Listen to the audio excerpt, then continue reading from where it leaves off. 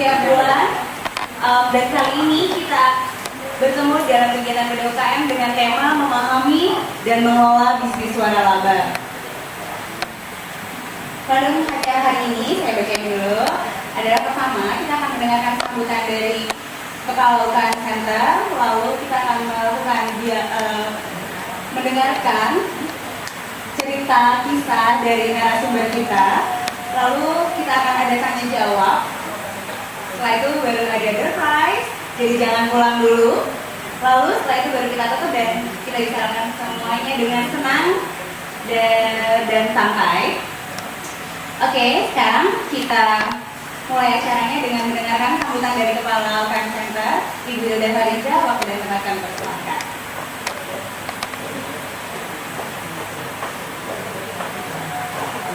Ya, selamat sore Ibu dan Bapak sekalian. Selamat sore Bu. Oke, selamat siang Ibu dan Bapak sekalian. Oke, ya. Harus tetap semangat walaupun sudah jam 1 lewat ya. Iya. Kali ini kita akan membahas masalah ya, memahami dan mengelola bisnis waralaba. Tadi saya mengatakan kepada narasumber dan moderator, kenapa disebutnya waralaba? Karena katanya harus laba kita, ya. Nah, jadi harus betul-betul laba Ibu dan Bapak, ya. Walaupun Ibu dan Bapak nanti ya belum memiliki keinginan untuk masuk waralaba, tapi karena Ibu dan Bapak sudah memiliki bisnis sendiri, Ibu dan Bapak bisa mengelola bisnis waralaba. Bagaimana mengembangkan bisnis kita di banyak tempat ya, dengan sistem kemitraan ini kan Ibu dan Bapak bisa. Dan door prize juga berasal dari waralaba juga kayaknya yang lalu ya. Oke, ya. Jelas di sini ya Ibu dan Bapak jangan sia-siakan kesempatan ini karena hari ini hadir di hadapan kita para pakar pengelolaan di Indonesia dari jauh kita datangkan ya. Yang satu dari Korea kita datangkan. Yang satu ini dari lokal ya. Dari Indonesia ya. Dan moderator kita ini ya. Ini temannya yang subur, ini adalah yang mandor. Pak Asis nih ya, saya bilang saya dulu, beliau juga dari Fakultas Ekonomi UI. Oke, Pak Asis langsung dimainkan Pak. Ya, oke, terima kasih, selamat menyimak ya acara ini dan mudah-mudahan mendapatkan manfaat dari acara ini. Terima kasih.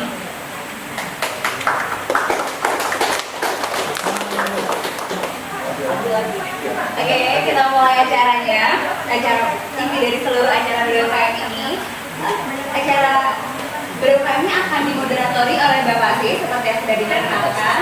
Dan hari ini pembicaranya ada dua, yaitu Bapak Fitra Saroso, seorang pengacara laba, dan Bapak Alda Sanel, salah satu manajer dari Global Beach dan SKP. Saya persilakan. Terima kasih. Ini duduknya di sini. Situ ya. Maka silakan.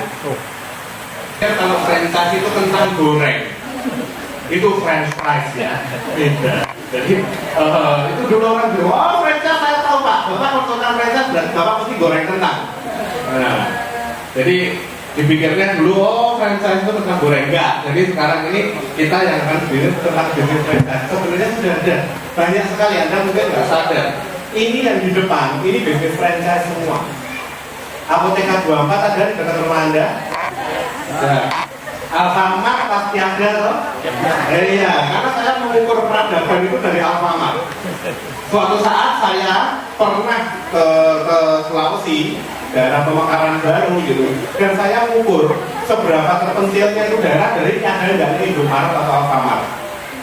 Begitu jalan, oh pare-pare masih ada. Oh apa namanya Mandar masih ada, Polimar Mandar. Oh, Panggung sudah nggak ada, berarti ini masih terpencil. Nah, ini ada di mana-mana. Nah ini lele-lela ada di Margonda. Tahu nggak, lele-lela barusan buka di Malaysia loh. Luar biasa. Ibu-ibu mau buka cabang di Malaysia? Bapak-bapak mau buka cabang di Malaysia? Bisa pada franchise. Jadi ini coba bayangin, jual pecel lele buka cabang itu ada di Malaysia. Orang Malaysia ternyata suka pecel lele Indonesia. Nah, dan ini nggak perlu dijiplak atau ditiru atau diaku-aku. Memang kita bukan cabang kita ya kalau ini.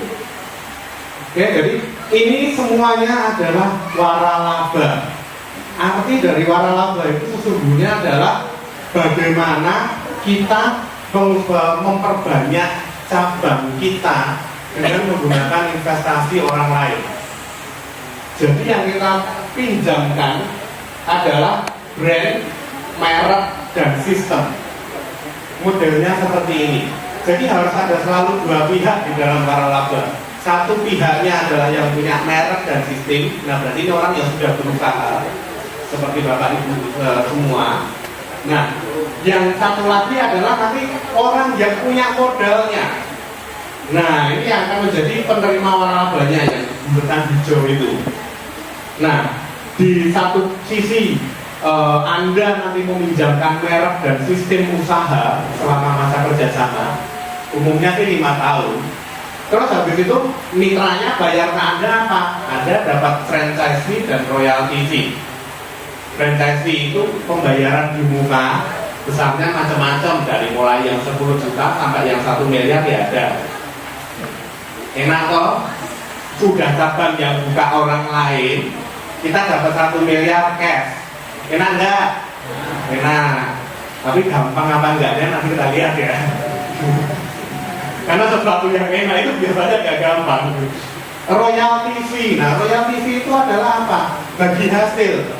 Jadi kalau ibu bapak dipakai mereknya, dipakai sistemnya sama orang, dan dia bisa dapat untung dari situ, bapak ibu dapat royaltinya.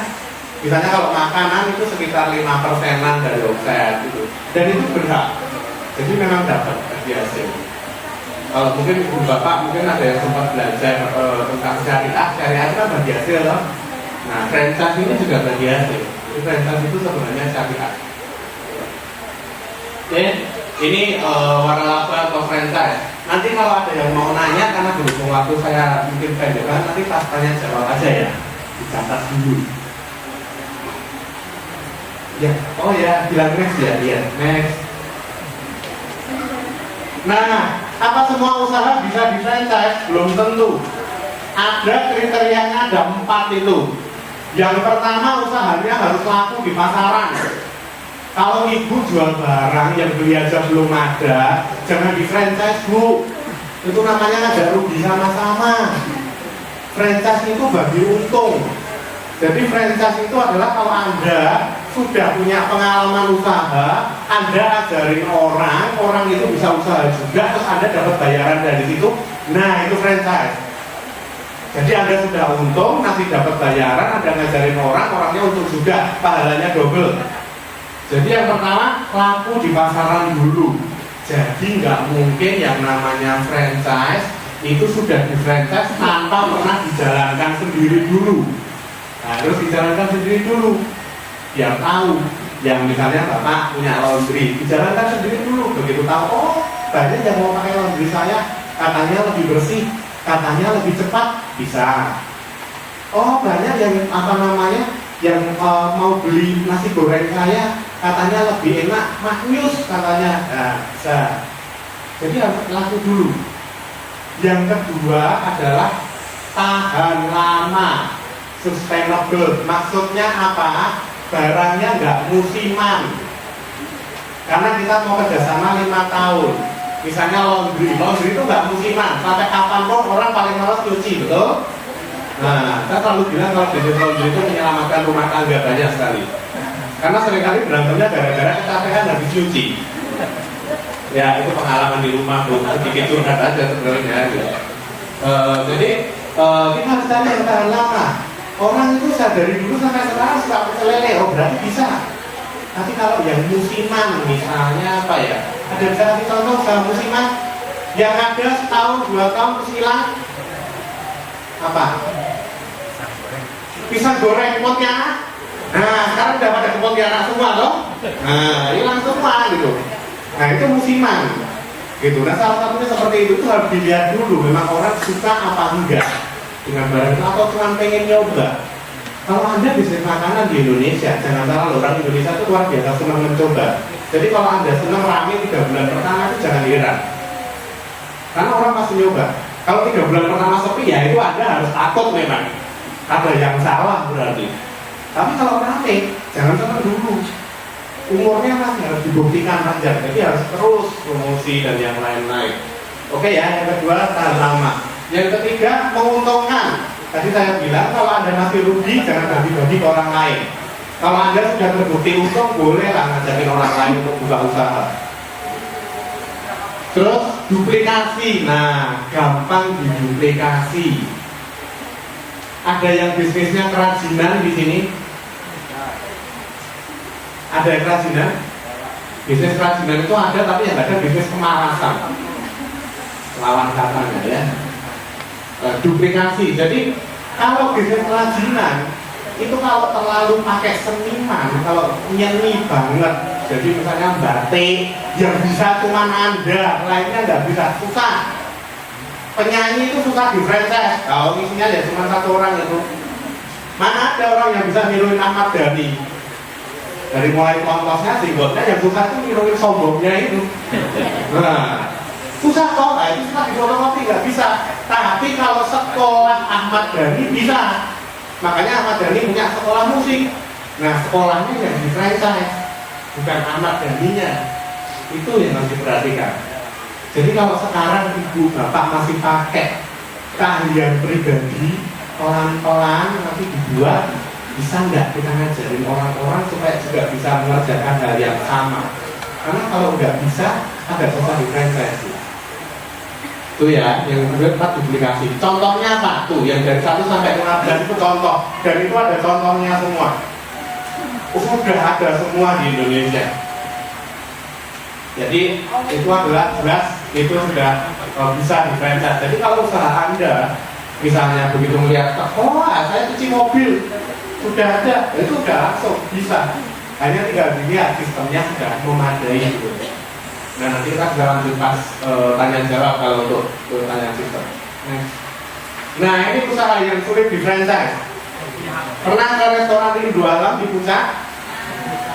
Saya mau nanya dulu ya, pernah siapa? Tunjuk tangan boleh? Ya, Mas, boleh nggak? Anda kira-kira kok restoran itu ramai kenapa? Faktor apa? Jadi makanannya mungkin Makanan, terus apa lagi? terus tempat Tempatnya gimana? bersih pokoknya Bersih, oke, terus? ya, dari suasana juga Suasananya apa? ya apa namanya memungkinkan nggak sih buat misalnya kalau misalnya bareng teman-teman atau bareng keluarga. Oke, gitu ya. Kalau Anda sendiri pas makan di situ pertama kali yang Anda cari apanya? Suasananya Suasananya. Nah, pengakuan yang jujur loh ya dari konsumen sendiri. Yang dicari ternyata suasananya. Makanan nomor sekian ya. Makanya sudah berkeluarga? Belum ya, ketahuan perginya sama siapa. Nah, kalau sudah sama yang itu makanan nomor sekian. Mbok rasanya nggak enak gitu, itu pasti langsung rasanya enak. Kadang-kadang makan sate aja tusuknya kemakan. Gitu. Jadi ya apa namanya itu memang yang dicari suasana. Nah kalau dicari suasananya harus hati-hati. Kesuksesannya berdasarkan suasana di dekat gunung sambil melihat bukit. Ini kalau buka cabang, katakanlah di perempatan Margonda, belum tentu sukses. Apalagi kalau di dekat UI Salemba sana, itu lebih parah lagi, mungkin belum tentu sukses. Karena orang nggak suka melihat suasana, itu yang nggak bisa difotokopi, nggak bisa diduplikasi. Jadi Anda kalau punya usaha sukses, lihat dulu apanya, faktor apanya yang dicari orang. Oke ya, ini terlalu unik. Memang franchise harus unik, tapi kalau terlalu unik kayak gini susah. Nah, terus kemudian juga bisnis usaha yang biasanya korporat ke korporat, kayak misalnya kontraktor, tender, wah itu susah di franchise. Kenapa? Ngajarinnya susah. Belum lagi kalau ada yang aneh-aneh di belakangnya lah, gitu. Tempel sana, tempel sini, wah itu salah ngajarin tempelnya repot. Banyak yang nggak bisa. Jadi sepanjang itu retail, masih bisa. Umumnya bisnis yang bersentuhan langsung dengan customer masih bisa. Ada yang bisnisnya kuliner di sini? Tunjuk tangan. Oh, satu. Yang lain? Ada yang belum punya usaha? Coba tunjukkan dari, ya, saya dengan senang hati memprovokasi Anda untuk punya usaha. Iya Pak, dari gini gitu loh. Gak apa-apa, tenang aja. Kenalan kita, teman saya Kak Eko itu punya usaha gagal dulu 10 kali kok. Baru akhirnya berhasil, loh gak apa-apa. Setiap orang itu punya jatah gagal, jadi tinggal makainya di awal apa di akhir gitu aja dulu. Oke, ya ini jenis usaha yang sulit di franchise. Nah, ini kalau menurut aturannya. Jadi kalau menurut aturan legalnya, franchise itu paling enggak nih memiliki ciri khas usaha, terbukti memberikan keuntungan dan yang lain-lain itu. Nah, yang S merek itu tolong didaftar. Yang sekarang usahanya sudah ada mereknya siapa? Jangan tangan. Sudah didaftar. Lagi proses, nah, prosesnya lama 2 tahun, tapi yang penting udah masuk pendaftaran nggak apa-apa. Yang penting didaftar, murah kok daftarnya, berapa?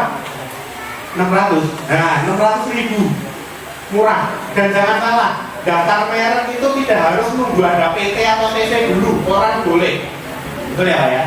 Bapak perorangan atau perorangan, tuh kan? Nah, jadi jangan begitu Anda punya merek, coba daftarkan, jangan sampai merek Anda dipakai orang baru. Nanti malah kita udah mulai usaha duluan, telat didaftarkan orang. Nah, kalau yang tidak memenuhi kriteria ini, tapi menjalankan usaha seperti franchise, berarti itu namanya BO, alias business opportunity.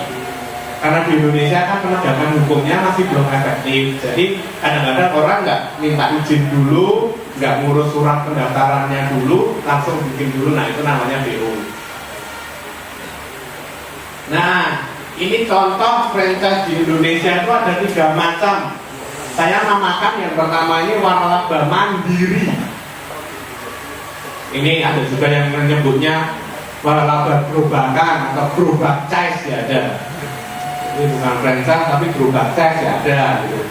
Ini kalau secara ilmiahnya, istilah ribetnya lah, itu product name franchising. Jadi daya tariknya itu di keunggulan produknya. Artinya biasanya umumnya orang beli ini satu paket, terus kemudian sudah dapat bahan baku, nanti si prinsipalnya yang punya mereknya tinggal jual bahan bakunya aja. Misalnya ini teh sari ya tinggal jual tehnya aja. Ini ada. Saran saya, kalau Anda misalnya dalam posisi Anda mau beli ini, saran saya Anda harus siap jalanin usaha ini sendiri. Anda harus paham betul. Karena support dari si franchisor biasanya terbatas. Karena bagi hasilnya nanti juga jadinya kecil. Anda jual ini mungkin dapat sekitar 400 ribuan sehari. Kalau misalnya royaltinya 5% cuma 20.000. Franchisornya dapat 20.000 kali 30 sebulan 600.000. Nggak bisa kalau suruh setiap bulan nengokin Anda. Kalau franchisornya dari Jogja, Anda buka di Depok, ongkos Jogja Depok naik pesawat aja PP berapa? Gitu. Jadi kalau Anda punya ini, siap jalan sendiri. Dan tolong jangan ngambil franchise yang produknya nggak enak. Kalau makanan, banyak kan makanan. Saya waktu itu pernah ketemu orang dengan franchisor yang seperti ini yang bilang, Mas, Anda hobi masak? Enggak Pak. Dan terus hobi bisnis doang Pak. Tahun berikutnya dia tutup. Karena emang orangnya nggak mau eksperimen, jualannya goreng kok cara rasain dalamnya nggak enak. Gitu. Jadi Anda harus lihat dulu siapa yang punya, yang jalanin siapa. Banyak kok merek yang berhasil banyak, tapi yang gugur juga banyak. Jadi hati-hati. Kalau Anda mau mengembangkan usaha dengan sistem seperti ini juga nggak apa-apa. Saran saya, pakai dekat tempat Anda dulu, yang dekat-dekat dulu. Jangan keburu misalnya ada mitra nawarin, Pak saya mau buka di Palu, Pak saya mau buka di Ujung Pandang, di Makassar. Jangan langsung diambil. Kesian, Anda kok juga nggak bisa kontrol ke sana. Buka di tempat yang ada bisa kontrol. Kasihan, itu kan duit orang. Nanti kalau misalnya hilang, kita ya tidak enak dan menjawab rugi. Itu ya waralaba mandiri ya. Yang kedua adalah waralaba yang sudah ada sistemnya. Nah, ini sudah jelas ada training di depan, stok bahan bakunya dikasih, dikontrol, bahkan kadang-kadang bisa online, sistemnya jadi satu, tidak dari pusat bisa lihat. Nah, ini sudah ada sistemnya. Cuma umumnya investasinya besar dan biasanya tempatnya sudah permanen. Kalau yang ini tadi kan tempatnya masih berubah. Ini pakai mesin kasir aja nggak mungkin kalau ditaruh pinggir jalan. Mesin kasirnya diambil orang, saya jamin. Jadi mau nggak mau ya pakai manual, kontrolnya susah. Tapi kalau yang ini sudah pasti permanen. Contohnya AKUT, Veneta System, Redfill Tinta, itu franchise juga. Terus Shop and Brush yang jual aki dan segala macam itu franchise juga. Nah, ini yang terakhir adalah yang ketiga adalah waralaba yang investor pasif. Jadi semua yang ngurusin yang punya merek, yang punya dana tinggal duduk ongkang-ongkang kaki. Nah, ini punya tempat. Tapi kalau saya sarankan kalau Anda lalu di sini udah pada terlatih untuk kerja semua, untuk bikin usaha ya, ngapain buang-buang uang untuk yang ini? Tapi juga umumnya terlalu besar. Ini bisa masuk ke sini, contohnya. Jadi macam-macam. Nah, ini nanti menyusun sistem waralaba ada di situ konsepnya. Nanti mungkin kita sambil jalan aja, sambil diskusi. Yang mau nanya di luar acara ini juga dipersilakan. Mungkin saya kembalikan dulu aktif ya Pak. Kenapa? Saya pikir itu dulu. Nah, nanti kalau masih ada tinggal kita lanjutkan. Baik, terima kasih. Kita telah mendengarkan paparan mengenai apa itu waralaba dan di dalam lebih banyak diskusi ya. Saya tanyakan ke Pak Fitra ini. Saya rasa kita beralih dulu ke Pak Alvin, tokoh yang kedua yang juga praktisi di bidang waralaba ini. Silakan Pak Alvin.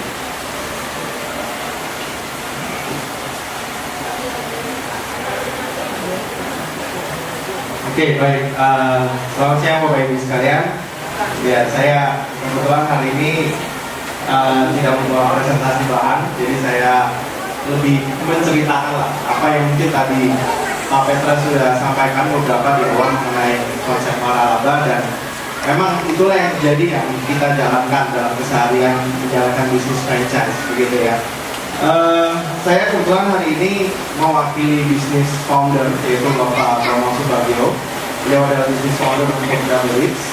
Jadi kebetulan hari ini berhalangan, jadi saya akan menggantikan untuk memaparkan sedikit mengenai franchise Double Lips ini. Sebelumnya mungkin Bapak Ibu sekalian sudah yang pernah tahu atau mungkin pernah lihat brand kita Double Lips. Udah tahu ya, satu dua orang. Oke, baik. Terima kasih. Di Depok di Margonda itu sebenarnya kita ada Margonda, Mall Margonda City. Kalau kita arah lurus ke Sawangan ya kalau salah ya. Jadi di pinggir jalan itu cukup besar, itu tipe investasinya kafe dan resto begitu. Saya coba menceritakan perjalanan Double Lips. Sebenarnya pertama kita berdiri di tahun 2008, Agustus 2008. Nah, konsep awal pertama kali kita menjual ini memang belum jadi franchise. Seperti yang tadi Pak Petra katakan, waktu itu pertama kali kita sebutannya adalah bisnis opportunity. Dan konsep investasi yang kita tawarkan memang tidak langsung besar seperti yang sekarang mungkin ada di Margonda begitu. Jadi tipenya lebih ke tipe kiosk island. Jadi seperti counter eksklusif kecil, dan itu hanya melayani takeaway. Jadi sitting areanya nggak terlalu banyak begitu. Mengenai produk, memang seperti yang Pak Petra tadi juga katakan, untuk menjual franchise itu kita harus memiliki keunikan produk kita itu seperti apa gitu ya. Memang dari bisnis founder sendiri memikirkan waktu pertama kali kita di 2008 sendiri itu konsepnya kita menjual donat dan kopi. Kenapa donat? Donat ini bukan produk musiman. Donat ini adalah makanan yang diketahui secara nasional maupun internasional. Jadi kita coba mengambil pasar langganan itu, gitu. Jadi supaya bisnis ini lebih bisa sustainable, berlangsung secara lama. Nah, kita ambil konsep itu Donut and Coffee di tahun 2008. Selama 1 tahun permintaan dari pasar cukup baik, tapi kita waktu itu sayangnya hanya bisa melayani di daerah Jabodetabek selama 1 tahun, jadi sampai 2009. Lalu 2009 ke 2010 itu baru kita buka untuk calon-calon investor yang di luar dari Jabodetabek. Dalam hal ini mungkin ada yang di luar pulau dan sebagainya. Tapi pada saat itu kita tidak bisa dengan konsep donat and coffee. Kenapa? Karena kitchen untuk buat donat kita waktu itu hanya ada di Jabodetabek, di daerah Jakarta, gitu ya. Akhirnya kita buka konsep yang kedua, waktu itu adalah coffee and coffee, begitu. Nah, tipenya masih belum berskala besar, jadi tipe-tipe yang hanya Chaos Island. Paling besar mungkin sebutannya waktu itu mini cafe, begitu. Di awal 2010, pertengahan lah kurang lebih. Nah, itu kita mulai memikirkan untuk merubah skala bisnis atau investasi yang kita tawarkan ke calon investor. Kenapa? Seperti yang tadi Pak Putra juga sudah sampaikan. Kalau semua outlet kita Chaos Island tipe kecil begitu ya, lalu tersebar luas di hampir seluruh Indonesia, karena saat ini yang sudah ada, dengan royalti yang kita dapatkan itu memang sangat minim sekali untuk kita bisa gunakan operational day-to-day kita. Karena yang namanya franchise itu kita juga harus tetap memberikan support kita kepada mitra kita supaya bisnis yang memang kita tawarkan ke para mitra kita itu juga berlangsung dengan baik. Gitu, dalam arti ya tidak langsung untung, katakanlah mungkin ada beberapa yang smooth jalannya lebih dulu di awal, lalu kita juga bantu pikirkan dan sebagainya sampai akhirnya nanti mendapatkan untung dan sebagainya, gitu ya. Nah, di 2010 itu kenapa makanya kita mengembangkan konsep bisnis kita menjadi coffee shop, cafe resto, dan open kitchen. Nah, harapannya adalah memang dari royalti yang kita dapat dari tiga jenis investasi baru yang kita keluarkan itu, kita bisa memutarnya untuk operasional kita day-to-day juga dalam mensupport mitra kita. Karena omset yang didapat di situ cukup besar, berpuluh-puluh kali lipat lah dibanding dengan yang di Chaos Island, kadang-kadang seperti itu. Nah, di coffee shop itu kan memang kita bentuknya seperti coffee shop, jadi tidak ada makanan berat, hanya makanan ringan dan minuman yang kita jual. Kemudian specialty kita di kopi, tapi kita juga ada di tech-nya, di blender-nya, dan ada beberapa minuman yang our signature gitu. Lalu yang konsep kedua, cafe resto, kita coba mengcombine, kita namakan ini bisnis 2-in-1. Ada coffee shop, ada cafe resto. Nah, ini keunikan yang coba kita tawarkan lagi di bentuk skala bisnis yang lebih besar. Kenapa kita sebut 2-in-1 coffee shop dan resto, cafe dan resto? Jadi tujuannya cuma satu, supaya setiap jam ketika kita buka bisnis ini itu ada orangnya, begitu. Orang kan mungkin kalau kita katakan ke rumah makan, mungkin datang itu cuma pada saat makan, untuk makan siang atau makan malam. Tapi di sela-sela itu yang mungkin pengen ngobrol, duduk dengan minum ringan dan makanan di sini itu juga ada. Nah, kita coba mengakomodir itu. Nah, itu kenapa namanya coffee dan resto. Kita coba mengcombine ini, kita namakan dengan bisnis 2-in-1. Lalu untuk investasi yang terakhir, kita namakan ini konsepnya memang 3-in-1. Jadi ada cafe, ada resto, ada open kitchen. Kenapa investasi yang terakhir ini kita buka? Ini mau tidak mau memang untuk mengakomodir calon-calon mitra kita yang di luar pulau yang memang tertarik dengan donat kita. Jadi akan ada semacam kitchen donat sendiri di dalam outlet itu. Kita berproduksi sendiri untuk donatnya, kayak bisa jual. Jadi itu. Nah, perjalanan sampai tahun 2011 itu 2011 akhir mungkin kita sempat kaget juga karena memang calon investor ini cukup menerima cukup baik gitu terhadap konsep-konsep ini. Sampai akhirnya di awal 2012 kemarin kita sudah bisa menjadi franchise gitu. Sebelumnya memang bisnis opportunity, tapi di 2012 tahun kemarin kita menjadi franchise. Cuman memang ada satu hal yang persyaratan franchise yang masih kita urus begitu ya, yaitu SPPW. Jadi untuk menjadi franchise itu harus ada surat tanda pendaftaran waralaba di Kementerian Perdagangan dan itu yang sekarang juga masih kita sekalian bersama-sama urus untuk baru di sini. Begitu. Nah, kedepannya memang kita mencoba untuk menjual brand ini di luar. Jadi kita ada wacana tahun depan kita akan bawa donat dan kopi kita keluar. Nah, untuk mendukung itu memang sekarang kita lagi persiapan ISO, jadi manajemen mutu untuk mempersiapkan kita lagi 91/2008. Nah, yang kedua kita juga terus memperbaiki sistem yang selama ini kita gunakan dalam membangun hubungan dengan para mitra kita. Karena dari situ kita juga ada beberapa hal-hal yang ya saya tidak menutup kemungkinan bahwa semuanya sudah sempurna, tapi memang kita sedang memperbaiki supaya sistem itu bisa diakomodir dengan baik juga untuk calon-calon mitra kita berikutnya. Mungkin yang dulu ya dari saya ada dagang itu sebetulnya kalau dilihat dari secara sederhana, pertama saya kepingin duit saya nambah lebih gede, satu, ya kan? Tapi kalau nggak bisa, minimum ya duit saya sama kayak waktu saya mulainya, oke? Yang ketiga, namanya juga dagang kan? Bisa aja duit saya tambah sedikit, betul kan? Nah, nggak apa-apa itu risiko dagang. Tetapi maunya kalau itu tidak tercapai, yang terakhir adalah kalau orang dagang itu mesti siap-siap duit saya hilang, betul? Itu risiko. Nah, hilang ini kebagi dua juga. Pertama, hilang nggak punya utang. Satu lagi hilang punya utang. Nah, ini yang bikin sakit perut, betul kan? Karena itu bicara dagang ini, kita bisa dagang sendiri, jungkir balik sendiri. Tetapi ada juga yang sudah dipersiapkan, seperti waralaba. Beda banget dengan warawiri di sini. Karena itu nanti silakan kalau kita berusaha mengurangi risiko, kita punya duit, kepengen ikut waralaba ini.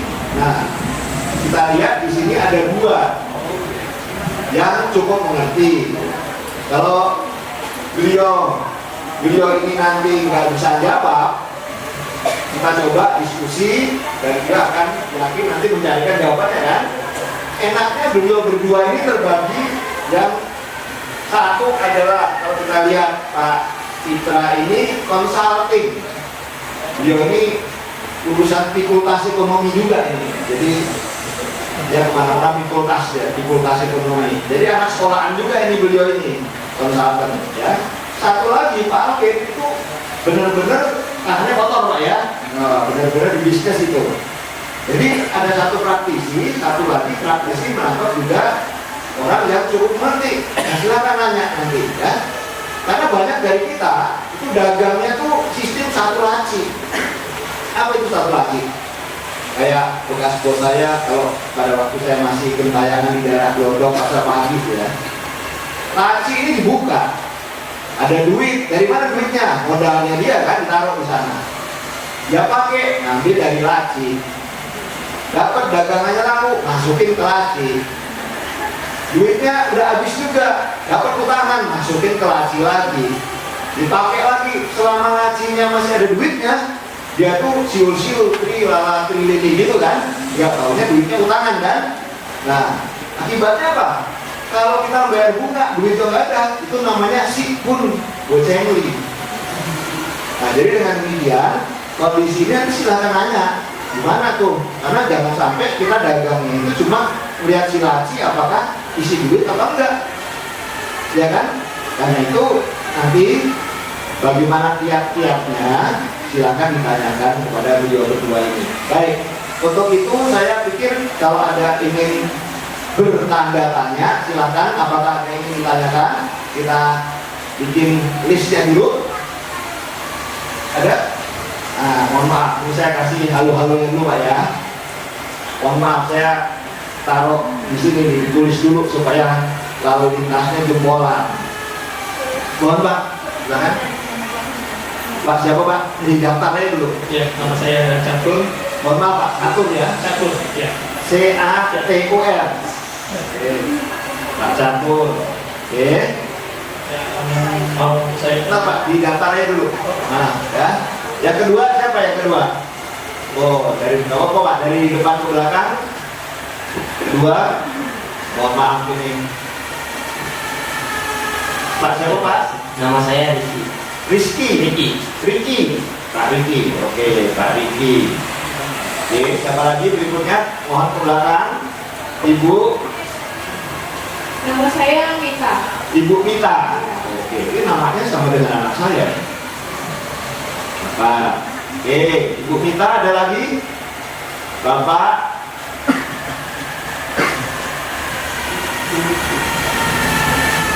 Dengan Pak Jos. Pak Jos. Wah, asik nih Jos. JOS Pak ya?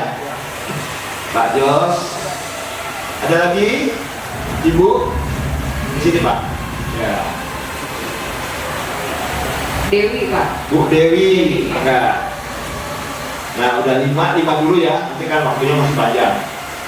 Silahkan nanti Pak Catur mau tanya ke siapa. Nah, nanti langsung dijawab oleh beliau ini. Kemudian yang kedua Pak Riki dan Kemen. Langsung dijawab supaya nggak hilang nanti apa yang ditanyakan ya. Baik, silakan Pak Riki. Lalu-lalunya, mau Riki di mana? Saya pikir. Terima kasih atas kesempatannya. Yang mau saya tanyakan di sini adalah masalah tanggung jawab moral franchiser terhadap para franchisee-nya. Karena kan selama ini kalau kita lihat penawaran kan, mungkin karena sifatnya orang kita itu banyak orang tapi duitnya banyak. Begitu dia lihat hitung-hitungan di atas kertasnya kan, ROI-nya dalam 6 bulan juga tetap tercapai apa segala macam. Nah, kemudian kan biasanya franchise itu kan menerapkan suatu persyaratan, misalnya kelayakan tempat usahanya, dia survei apa segala macam, hingga akhirnya dapatkan go bisa berusaha untuk usaha ini. Nah, tapi ternyata dalam perjalanannya tidak sesuai yang diharapkan, ya kan? Nah, pertanyaan saya itulah, gimana tanggung jawab moral para franchisor terhadap kejadian-kejadian seperti ini, gitu. Karena kan mungkin kalau yang saya lihat itu, baru yang saya lihat itu untuk di di alpha media aja ya, yang dalam arti mereka mampu support ya, ibaratnya kita tidak mengangkat kaki aja, nggak perlu datang ke toko apa segala macam, sistem sudah running semua gitu kan, tinggal tiap 3 bulan aja lo kita bagi hasilnya gitu loh. Nah, untuk yang selain yang ini, gimana bentuk tanggung jawab moralnya, itu aja. Terima kasih.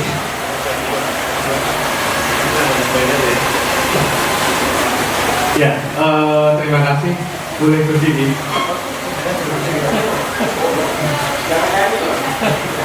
Bapak tangan sih, agak ini apa ya? Iya, jadi gini Pak, kita santai aja ya. Jadi yang namanya tanggung jawab moral itu memang seharusnya ada. Tapi kalau di perjanjian franchise biasanya nanti ada disclaimer-nya bahwa itu juga tidak bisa sepenuhnya disalahkan ke franchisor. Karena kan namanya usaha yang jalani dua pihak. Kadang-kadang ada yang sistemnya dikasih oleh franchisornya bagus, tapi franchise-nya nggak mau jalani. Harusnya dia kontrol sendiri, dikasih pegawai, sudah beda. Nah, yang seperti ini biasanya ada nanti ditulis di perjanjiannya bahwa kita nggak bertanggung jawab secara finansial, tapi secara moral pasti. Biasanya nanti entah ada keringanan dari franchisee atau untuk franchisee atau apa, atau di buyback gitu, diberi kembali maksudnya itu ada. Tapi yang paling penting adalah sebenarnya bahwa masing-masing pihak itu harus menjalankan kewajibannya sesuai yang diperjanjikan dan yang ada di franchise agreement, di perjanjian franchise. Kejadian yang bermasalah itu kebanyakan karena dua-duanya, salah satu atau dua-duanya nggak melakukan itu. Kasarnya, si franchisor bilang, gue udah jual franchise, makanya sekarang kesempatan gue ngomong kaki dong. Ada, Saya pernah bikin pendampingan di Medan dan setengah dari mereka berwork mindset yang sama. Saya sudah merintis usaha 10 tahun, ada yang 20 tahun, ada yang 30 tahun. Sekarang gue jual franchise, giliran gue ngangkang kaki dong. Salah. Anda yang punya merek, Anda nanti sudah nggak ngelola sendiri, tapi jadi bapak untuk para mitra-mitra Anda. Harus jadi pengajar, sekarang yang ngajari, jadi mentornya. Ya Pak ya? Ini sampai pusing kepalanya kalau udah ngurusin mitra-mitra itu ya karena itu jadi mentor yang baik. Nah, mitranya juga sebaliknya, orang Indonesia itu kalau merasa udah punya uang, udah duit, Pak saya beli double ini, tidak mau ngurusin deh, gue ngangkang kaki, kok enak. Ya kalau gue ngangkang kaki, sekarang kan nanya yang kerja siapa? Nah yuk, duit dapat dari mana? Nah, mungkin ada. Nah, itu jadi makanya harus. Biasanya franchisor itu sistemnya satu harus ada training. Harus ada training, harus ada monitoring terus. Jadi misalnya nih, awal berarti orangnya dikasih pinjem SOP-nya, standar operating prosedurnya, mereka pelajari. Nanti kalau misalnya 6 bulan lagi dikunjungi, dilihat lagi, oh ada orang barunya ini belum bisa, ternyata orang lamanya ngelatihnya nggak bener, dibenerin lagi, udah seperti itu. Proses itu yang dikawal. Kalau franchise yang bener, dia akan menjalankan proses itu. Gitu. Jadi tanggung jawabnya sepanjang saya memenuhi kewajiban saya seperti yang oke. Demikian juga dengan survei lokasi. Survei lokasi itu nggak bisa, misalnya katakanlah tanggung jawabnya cuma di franchisor top, nggak bisa. Franchisor itu tahu yang cocok seperti apa lokasinya, tapi yang tahu kondisi setempat siapa? Mitranya. Sekarang saya duduk paling jauh mana Pak? Jumlahnya? Luar pulau boleh? Hah? Kuala Lumpur di Irian Jaya. Bapak tahu nggak sih orang Irian Jaya itu tiap hari makannya apa? Nggak tahu kan? Kalau mitranya nggak kasih tahu, mana tahu? Itu kendala. Kenapa pengembangan franchise di Indonesia itu jauh lebih sulit daripada di negara-negara lain? Bukan masalah teknologi atau apa, tapi karena culture-nya itu udah beda. Iya. Pindah sedikit ke barat, kita ketemu Jawa Barat. Makannya apa? Hijau-hijauan. Malah apa? Pindah ke timur sedikit, Jawa Tengah. Makannya hitam-hitaman. Udah, makin ke timur, makin hitam lagi rawon. Nah kan? Ya beda. Itu yang bikin kenapa franchisor di Indonesia itu pusing kepala. Karena itu. Jadi biasanya startnya kalau belum siap benar jangan jauh-jauh. Yang dekat-dekat dulu. Yang masih tahu kondisi lapangannya seperti ini, belajar pengalaman baru nanti juga ada jauh. Tapi mitra juga harus mendampingi. Jadi kalau Anda beli, misalnya Anda mau beli double gift di tempat Anda ada Pak Alfi ngomong, Pak ini daerah sini nih. Biasanya kalau kampung sini itu orang lewatnya tuh pulang kerja ke sini, nanti terus belok sini, nanti sini. Jadi tahu lokasi yang pas tuh harusnya di mana. Nah kayak gitu. Jadi kerjasama. Sepanjang kerjasamanya baik, saya rasa sih harusnya semua masalah bisa dibicarakan. Itu ya. Oke Pak. Mungkin Bapak Alvin dulu. Ya, membeli sebuah franchise itu yang mungkin selama ini saya hadapi adalah kesalahan pertama. Mereka yang membeli itu menganggap ini saya sebagai investasi uang, saya taruh duit. Lalu lihat perjanjian, wah ini ada returnnya dalam tiap bulan sekian saya tinggal duduk pengalaman akhir dari beberapa saya itu benar. Itu kesalahan pertama. Karena kita menyebutnya saja ketika seseorang sudah mau beli franchise itu adalah mitra. Mitra berarti adalah rekan kerja. Begitu. Nah, dua franchisee maupun franchise itu memang harus sama-sama bekerja sama dalam hal membangun bisnis itu juga. Begitu.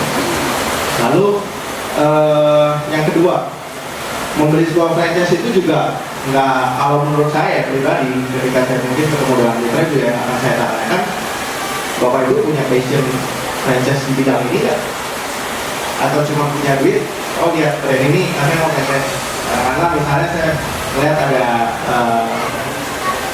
Ramli, oh pas duit ada, saya mau franchise aja deh. Karena saya pikir nanti dari perhitungan tiap bulan sudah lapar, saya ambil aja, saya duduk sama nanti. Padahal karena yang dibutuhkan adalah kerjasama dalam bisnis itu juga. Kalau passionnya tidak ada di laundry, itu mungkin juga tidak akan berhasil. Begitu. Yang pertama. Kedua, masalah tempat. Memang kita mendampingi untuk survei lokasi dan sebagainya. Tapi memang kadang pun ada beberapa mitra yang, Pak, menurut kita ini tempatnya agak kurang, atau mungkin Pak, ini letaknya terlalu jauh loh dari kami. Kami waktu nanti suplai bahan baku atau sebagainya, memang kita akan memperhitungkan juga komponen biaya dan sebagainya. Takutnya nanti tidak menutup atau gimana. Tapi kadang beberapa mitra, enggak Pak, saya mau buka di sini. Udah tidak apa-apa, nanti kita bicara lah. Karena ada support kan, ya sudah. Karena kalau memang mitranya sudah betul, ya akhirnya kita, oke Pak, tapi kita sudah ngomong dulu ya di sebelumnya, kalau ada konsekuensi ini dan sebagainya. Ya oke, ya sudah. Nah, masalah kemudian katakanlah apakah kita juga mensupport? Kita pasti harusnya mensupport. Karena sebenarnya di bisnis franchise itu, kalau kita sebagai franchiser itu sebenarnya yang branding story dalam membina para mitra kita. Pasti ada aja masalah, setiap mitra itu berbeda-beda, begitu. Nah, kita sebagai dalam tanda kutip mungkin bapak yang ngajarin anaknya, begitulah. Jadi saya kebetulan memang di divisi operational sport, jadi saya tahu banyak masalah. Iya, yang paling pusing franchise. Jadi ya mau nggak mau ya, karena memang kita terjun di dunia bisnis ini ya, kita pun harus full 100% kasih hati kita kalau untuk membantu mereka. Kita sama-sama kerjasama gitu. Jadi begitu saja. Terima kasih Pak Riki. Berikutnya, silakan Pak Riki. Halo-halonya.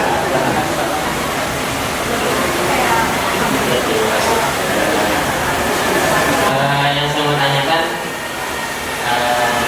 ke Pak Alvin dulu ya, profesi waralaba.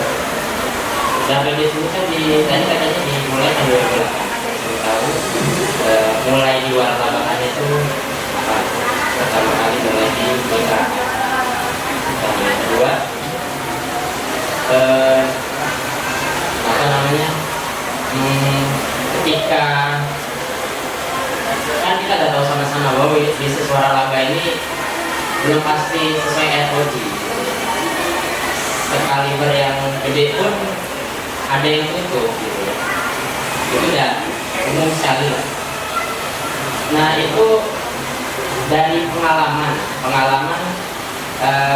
bagaimana cara menjawab, menangkal yang pasti franchise yang mungkin dikabarin duit, mungkin marah-marah, mungkin mau menutup. Nah itu kan pasti udah pengalamannya panjang sekali. Kita cuma minta tips dalam karena nggak ada waralaba besar aja bisa bangkrut, apalagi waralaba kecil itu udah pasti ya. Alfamart aja bisa tutup, apalagi yang gerobakan itu kan udah pasti. Karena nggak lokasi di sini oke, belum tentu 100 meter sana oke, itu belum pasti. Nggak ada yang bisa menetapkan. Nah yang kedua, saya mau nanya ke Pak Petra.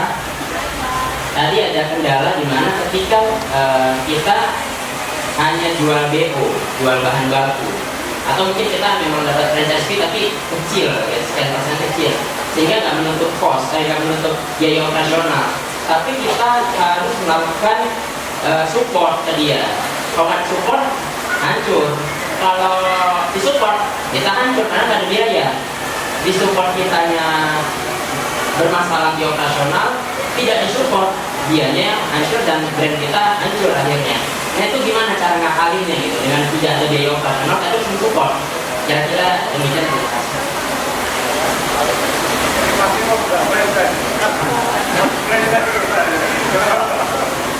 Iya, baik, terima kasih Pak Andi ya. Untuk yang pertama, kita sudah mulai di Agustus 2008. Tadi yang sudah saya katakan, cuma memang konsepnya pada saat itu adalah business opportunity atau mitra. Jadi sejak saat itu sebenarnya sudah di dalam satu bisnisnya sekarang begitu. Lalu apakah semuanya sukses begitu ya? Karena dari 2008 sampai sekarang mitra kita semuanya masih efektif dan sebagainya, dan bagaimana cara kita melakukannya. Ya, saya tidak memungkiri ada beberapa memang yang tidak terpilih. Kita awal dari 20 tahun, ada 30 tahun, sekarang gue jual franchise, giliran gue ongkang-ongkang kaki dong. Salah. Anda yang punya merek, Anda nanti sudah nggak ngelola sendiri, tapi jadi bapak untuk para mitra-mitra Anda. Harus jadi pengajar, sekarang yang ngajari, jadi mentornya. Ya Pak ya? Alvin ini sampai pusing kepalanya kalau udah ngurusin mitra-mitra itu, ya karena itu menjadi mentor yang baik. Nah, mitranya juga sebaliknya, orang Indonesia itu kalau merasa udah punya uang, udah beli, Pak saya beli double dip, udah lo urusin deh, lo ongkang kaki, kok enak. Ya kalau dua-duanya ongkang kaki, sekarang saya tanya yang kerja siapa? Nah ayo, duit dapat dari mana? Nah, mungkin ada. Nah, itu jadi makanya harus. Biasanya franchisor itu sistemnya satu harus ada training. Harus ada training, harus ada monitoring terus. Jadi misalnya nih, awal dilatih orangnya, dikasih pinjem SOP-nya, standar operating procedure-nya, mereka pelajari. Nanti kalau misalnya 6 bulan lagi dikunjungi, dilihat lagi, oh ada orang barunya ini belum bisa, ternyata orang lamanya ngelatihnya nggak bener, dibenerin lagi, model-model seperti itu. Proses itu yang dikawal. Kalau franchise yang bener, dia akan menjalankan proses itu. Gitu. Jadi tanggung jawabnya sepanjang saya memenuhi kewajiban saya seperti yang saya ini, oke. Demikian juga dengan survei lokasi. Survei lokasi itu nggak bisa, misalnya katakan tanggung jawabnya cuma di franchisor tok, nggak bisa. Franchisor itu tahu yang cocok seperti apa lokasinya, tapi yang tahu kondisi setempat siapa? Mitranya. Sekarang misalnya Dododip paling jauh mana Pak bunganya? Luar pulau boleh? Hah? Koala Mall di Irian Jaya. Bapak tahu nggak sih orang Irian Jaya itu tiap hari makannya apa? Nggak tahu kan? Kalau mitranya nggak kasih tahu, mana tahu? Itu kendala. Kenapa pengembangan franchise di Indonesia itu jauh lebih sulit daripada di negara-negara lain? Bukan masalah teknologi atau apa, tapi karena culture-nya itu udah beda. Iyalah. Pindah sedikit ke barat, kita ketemu Jawa Barat. Makanya apa? Ijo-ijoan. Lalapan. Pindah ke timur sedikit, Jawa Tengah. Makanya hitam-hitaman. Budak. Makin ke timur, makin hitam lagi, rawon. Nah kan? Ya beda. Itu yang bikin kenapa franchisor di Indonesia itu pusing kepala. Karena itu. Jadi biasanya startnya kalau belum siap benar jangan jauh-jauh. Yang dekat-dekat dulu. Yang masih tahu kondisi, oh lapangannya seperti ini, belajar pengalaman baru nanti buka agak jauh. Tapi mitra juga harus mendampingi. Jadi kalau Anda beli, misalnya Anda mau beli double dips di tempat Anda ajak Pak Alvin ngomong, Pak ini daerah sini nih, biasanya kalau kampung sini itu orang lewatnya tuh pulang kerja ke sini, nanti terus belok sini, nanti sini. Jadi tahu lokasi yang pas tuh harusnya di mana. Nah kayak gitu. Jadi kerjasama. Sepanjang kerjasamanya baik, saya rasa sih harusnya semua masalah bisa dibicarakan. Gitu ya. Oke Pak. Mungkin ke Pak Alvin dulu. Ya, membeli sebuah franchise itu yang mungkin selama ini saya hadapi adalah kesalahan pertama. Mereka-mereka yang membeli itu menganggap ini saya sebagai investasi uang, saya taruh duit. Lalu lihat perjanjian, wah ini ada returnnya dalam tiap bulan sekian-sekian, saya tidak duduk mengawal kakinya seperti tadi bilang Pak Petra, itu benar. Itu kesalahan pertama. Karena kita menyebutnya saja ketika seseorang sudah membeli franchise itu adalah mitra. Mitra berarti adalah rekan kerja. Begitu. Nah, dua franchisee maupun franchisor ini memang harus sama-sama bekerja sama dalam hal membangun bisnis itu juga. Begitu. Lalu yang kedua, membeli sebuah franchise itu juga nggak, kalau menurut saya pribadi, ketika saya mungkin ketemu dengan mitra juga yang akan saya tanyakan, Bapak Ibu punya passion franchise di bidang ini nggak? Atau cuma punya duit, oh lihat tren ini, saya mau franchise. Karena misalnya saya lihat ada laundry, oh pas duit ada, saya mau franchise saya deh. Karena saya pikir nanti dari perhitungan tiap bulan sudah laba, saya ambil aja, saya duduk sama laki. Padahal karena yang dibutuhkan adalah kerjasama dalam bisnis ini juga. Kalau passionnya tidak ada di laundry, itu mungkin juga tidak akan berhasil. Begitu. Itu yang pertama. Kedua, masalah tempat. Memang kita mendampingi untuk survei lokasi dan sebagainya. Tapi memang kadang pun ada beberapa mitra yang, Pak, menurut kita ini tempatnya agak kurang, atau mungkin Pak ini letaknya terlalu jauh loh dari kami. Kami waktu nanti supply bahan baku atau sebagainya, memang kita akan memperhitungkan juga komponen biaya dan sebagainya. Takutnya nanti tidak menutup atau gimana. Tapi karena beberapa mitra, enggak Pak, saya mau buka di sini. Udah, tidak apa-apa, nanti kita bicara lah. Kan ada support kan?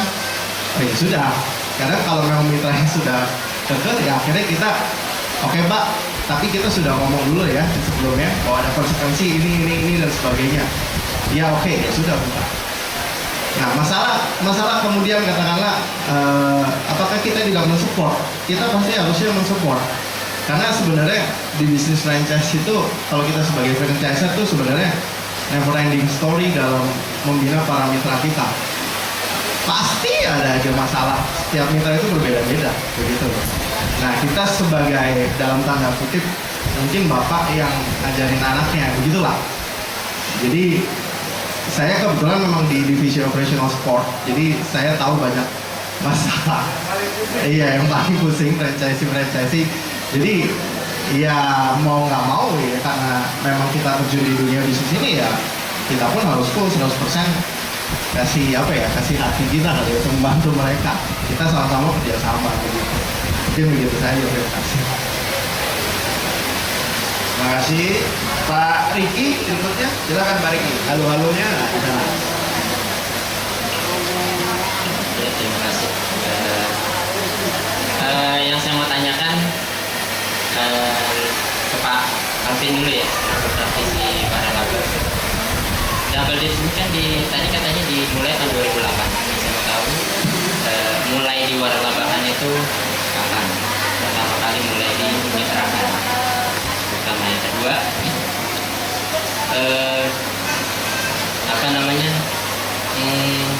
ketika kan kita udah tahu sama-sama bahwa bisnis waralaba ini belum pasti sesuai ROI gitu. Sekaliber yang gede pun ada yang tutup gitu ya, itu udah umum sekali lah. Nah, itu dari pengalaman bagaimana cara menjawab, menangkal yang pasti franchise yang mungkin minta balik duit, mungkin marah-marah, mungkin mau menuntut. Nah, itu kan pasti udah pengalamannya panjang sekali. Kita cuma minta tips dalam karena nggak ada waralaba besar aja bisa bangkrut, apalagi waralaba kecil, itu udah pasti ya. Alfamart aja bisa tutup, apalagi yang gerobakan, itu kan udah pasti. Karena nggak, lokasi di sini oke, belum tentu 100 meter sana oke, itu belum pasti. Nggak ada yang bisa menetapkan. Nah, yang kedua, saya mau nanya ke Pak Petra. Tadi ada kendala di mana ketika kita hanya jual BO, jual bahan baku, atau mungkin kita memang dapat franchise fee tapi kecil ya, sekian persen kecil, sehingga nggak menutup cost, nggak menutup biaya operasional. Tapi kita harus melakukan support ke dia. Kalau nggak disupport, hancur.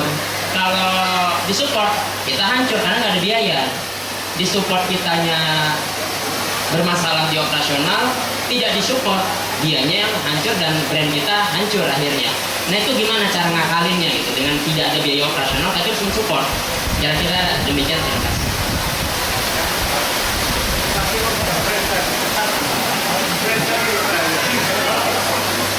Iya, baik, terima kasih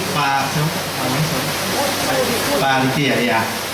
Untuk yang pertama, kita sudah mulai di Agustus 2008. Tadi seperti yang saya katakan, cuman memang konsepnya pada saat itu adalah business opportunity atau kemitraan. Jadi sejak saat itu sebenarnya sudah di dalam tanda kutip saya teskan begitu. Lalu apakah semuanya sukses begitu ya. Karena dari 2008 sampai sekarang mitra-mitra kita semuanya masih happy atau sebagainya. Dan bagaimana cara kita menangkalnya? Ya saya tidak memungkiri ada beberapa memang yang tidak seperti yang kita harapkan begitu.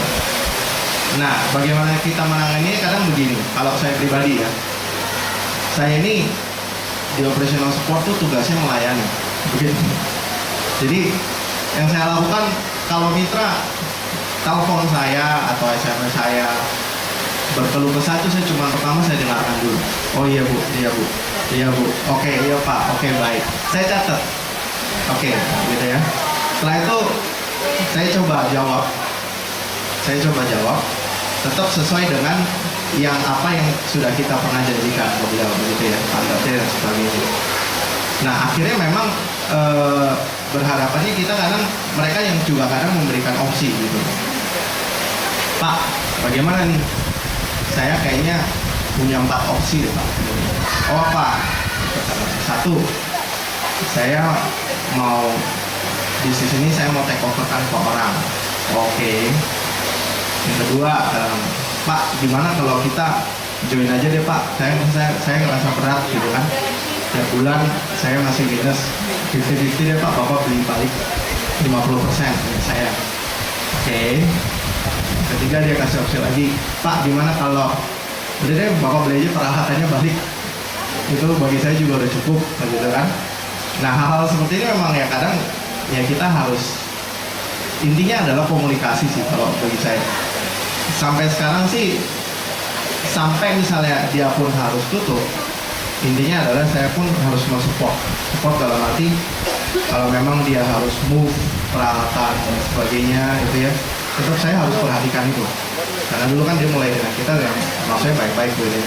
Kalau memang tutup, ya saya pun harus support itu. Ya paling di situ saja sih kita bina relationship ya. Seperti itu. Jadi dari awal sampai akhir, awal sudah baik ya, akhirnya jangan kita Pak saya mau tutup, ya sudah lepas, no. Awalnya dia baik-baik dengan kita partnership. Endingnya pun kalau close, ya kalau bisa kita partnership juga deh, saya bantuin deh. Oke, gimana mau peralatan? Ya kira-kira kapan bisanya dan sebagainya, itu saya juga menjembatani. Begitu sih intinya. Ya, terima kasih. Terima kasih Pak. Sebenarnya intinya franchise itu kayak nikah kok. Gitu. Franchise itu kayak nikah 5 tahun kok. Kalau beruntung bisa diperpanjang gitu aja. Jadi Anda harus tahu dulu, awalnya Anda harus tahu calon pasangan Anda itu siapa. Gitu. Jadi cuma kalau di franchise makin banyak pasangan makin bagus. Gitu. Jadi pasangan Anda siapa? Nanti kalau marah modelnya seperti apa? Nah itu kuncinya itu di awal. Di awal itu biasanya butuh waktu. Ini karena saya konsultan Pak. Kalau dia sales soalnya, yang jual pasti beda. Pengennya oh ada mitra ya udah langsung gitu. Tapi kalau franchise itu harus hati-hati. Sales franchise, marketing franchise itu beda dengan marketing barang lain yang sekali laku enak gitu. Setelah laku dapat komisi selesai. Sales franchise kalau laku 5 tahun kerjasamanya. Gitu. Jadi kalau bertahan bagus bisa perpanjang, banyak juga yang nggak perpanjang. Nah jadi intinya di awal kita harus seleksi. Anda harus lihat posisi Anda ke mitra Anda itu kondisinya seperti apa. Jangan ambil mitra-mitra yang kalau profesinya aja Anda berhubungan nggak mau. Misalnya contoh, saya kenal ada salah satu merek franchise yang ownernya ngomong ke saya nggak pernah mau berhubungan dengan politikus atau anggota TNI. Kalau mitranya adalah itu, jangan ngomong dengan baik, makasih Pak, nanti aja nggak jadi. Gitu. Karena saya pernah kita pernah membina satu kelompok franchise yang UKM juga di Jawa Timur. Ada yang mitranya tuh Kapolres Pak. Nah jadi begitu dia agak sedikit melanggar, nggak bayar royalti gitu, ditagih, Pak maaf royaltinya belum dibayar. Bapak mau apa? Saya laporkan polisi nanti. Dan itu polisi Pak. Akhirnya nggak jadi, hubungannya buruk, berantem dalam kondisi franchise-nya yang lemah malah. Menangkan franchise-nya. Akhirnya dia berdoa dan akhirnya memang Tuhan itu maha adil, doanya dikabulkan. Si Pak Kapolresnya naik pangkat dimutasi pergi. Aduh, dia udah syukur udah gak urusan lagi. Ya udah, akhirnya outletnya dalam kondisi udah jalan-jalan aja kan untuk sendiri. Itu sebelum kita benahi. Jadi akhirnya kita lihat, habis itu dia trauma, dia nggak pernah mau ambil. Jadi Anda harus tahu Anda berhadapan dengan siapa. Dan biasanya begitu mereka datang, mereka nyodorin uang. Set. Latar belakang pasti nggak dibuka. Yakin saya, pasti nggak ada yang ngomong, Pak, saya ini punya pabrik, nggak mungkin dong mereka mau nawar kok. Kalau ketahuan kaya kan nggak bisa nawar. Mereka pasti nawar, harga 100 juta franchise, buat 80 aja. Bener Pak? Mesti ya. Tapi makanya kalau tetapin harga franchise agak dinaikin dikit ya. Orang Indonesia sukanya nawar. Kita ini di Indonesia soalnya, mau bikin cakep apa nanti malah orangnya marah. Gitu. Terus tentang yang tadi, yang ROI. Sekarang ada yang pernah ikut pameran, yang nonton pameran franchise? Bapak pernah? Atau pernah ikut jangan-jangan? Ini kayaknya mau buka franchise ini. Nah, ketahuilah Pak bahwa ROI yang ada di situ itu adalah buatan franchisor semua. Saya sendiri kalau ke klien saya selalu bilang bikin 3 proyeksi, yang low minimum kondisi jelek-jeleknya, terus yang medium sama yang optimis.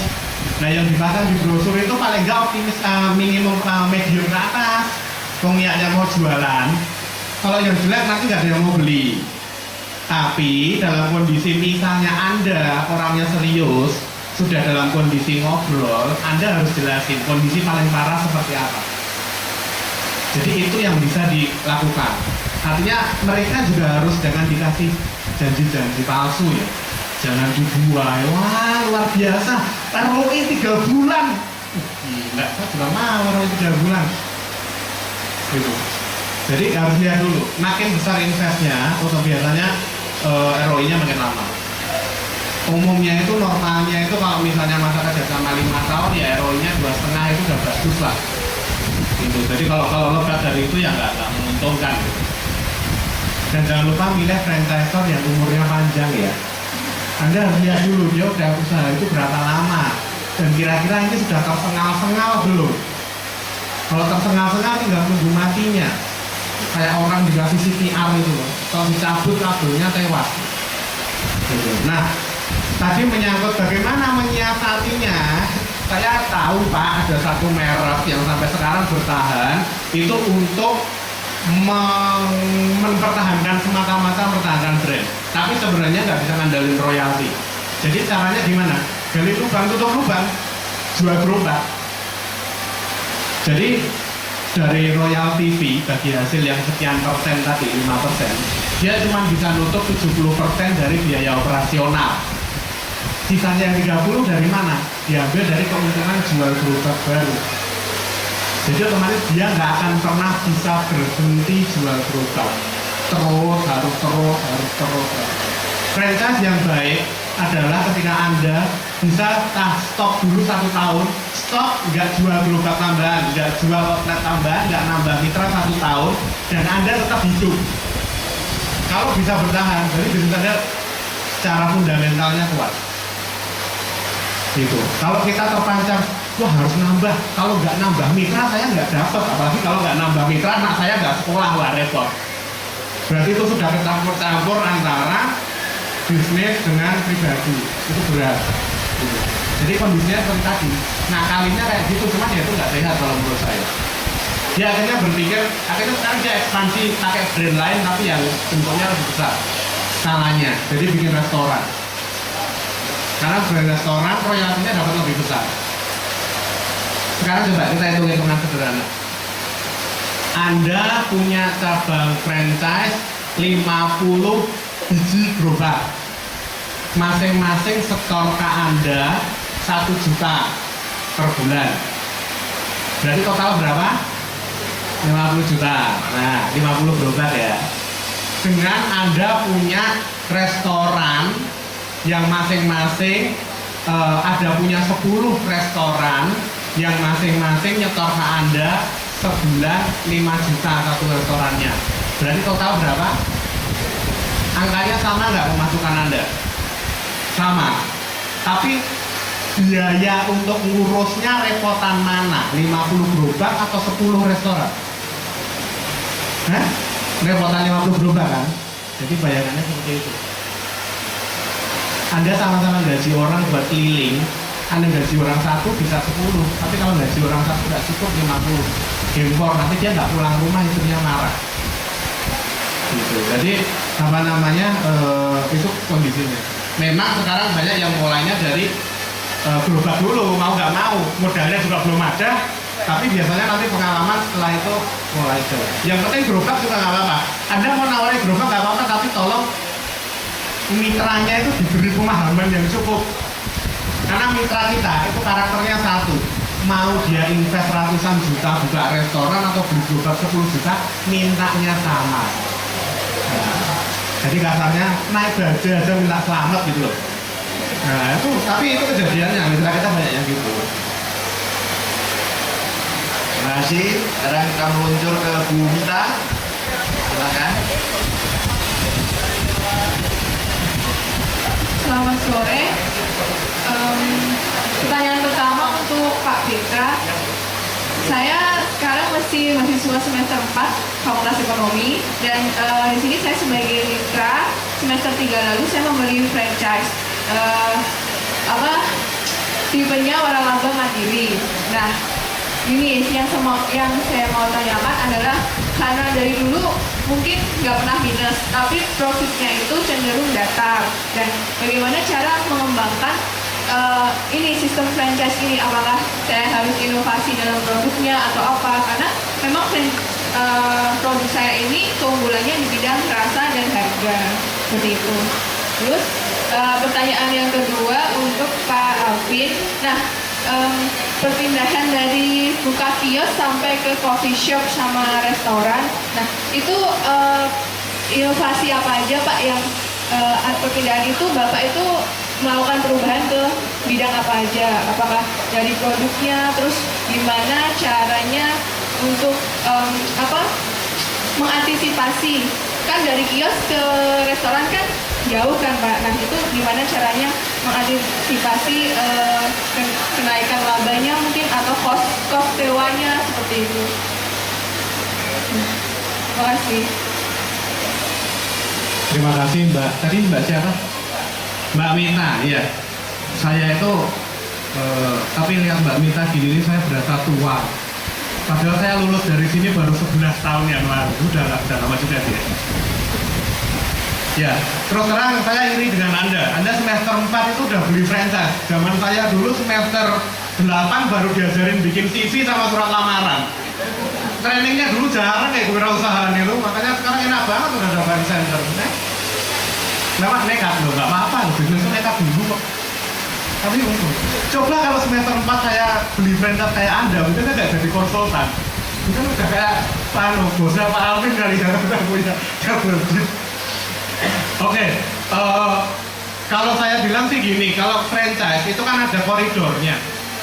Jadi ada koridor aturan yang Anda juga kalau mau inovasi itu harus minta tolong izin ke mereka dulu. Biasanya sih yang diperbolehkan itu misalnya pindah lokasi atau bikin promo. Nah, bikin promo sendiri itu biasanya oke lah gitu. Kalau boleh tahu dulu investnya berapa? 8 juta, oke. Gerobakan juga, makanan. Nah, itu berarti otomatis gitu. Kalau untuk ganti bumbu, saya nggak tahu selonggar apa. Tapi kalau saya jadi Anda gitu aja. Karena kan kalau saya ngomong tentang yang benernya kan ya harus lihat perjanjiannya. Tapi kalau saya jadi Anda, saya akan jalan sendiri. Jalan sendiri dalam artian saya akan memperjuangkan investasi saya yang 8 juta itu. Gitu loh. Saya akan minta, yuk support gue dong, gue boleh gini nggak? Gue boleh gini nggak? Gitu. Kalau dia bilang, oh nggak boleh, ya udah nekat aja. Yang keluar duit kan Anda gitu. Karena kalau sampai rasanya itu, inovasi itu harusnya tanggung jawab dia. Inovasi rasa itu harusnya tanggung jawab franchisor. Produk baru itu harusnya tanggung jawab franchisor. Ketika franchising-nya lebih kreatif, itu ada something wrong dengan franchisornya. Berarti franchisornya kurang.